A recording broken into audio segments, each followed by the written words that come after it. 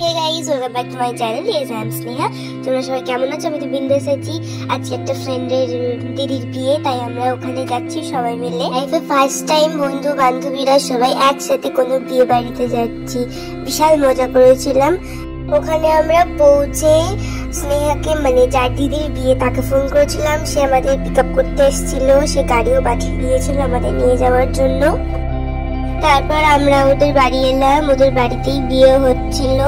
এখানে মানে ওর দিদিকে দেখতে এসেছিলাম। সবাই মিলে ভীষণ মজা করেছি। তারপর আমরা ওখান থেকে চলে গিয়েছিলাম স্টার্টারের দিকে। কিছু স্টার্টার খেয়ে আমরা কিছু ফটো তুললে রিলস করে বসে পড়েছিলাম। ওদের একটা গেস্ট রুম ছিল, সেখানে আমাদের আবার বাড়ি যাওয়ার তাড়া ছিল বলে সেই জন্য আমরা আবার তাড়াতাড়ি খেতে বসে পড়েছিলাম।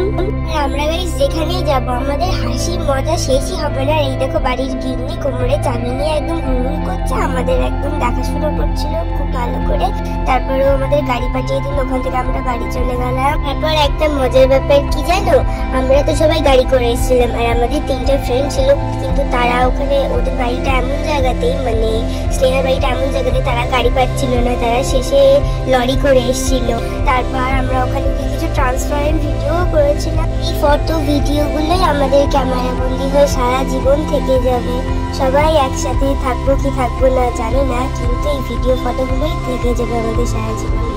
গাইস, কথা বলতে বলতে আমরা বাড়িও চলে এলাম।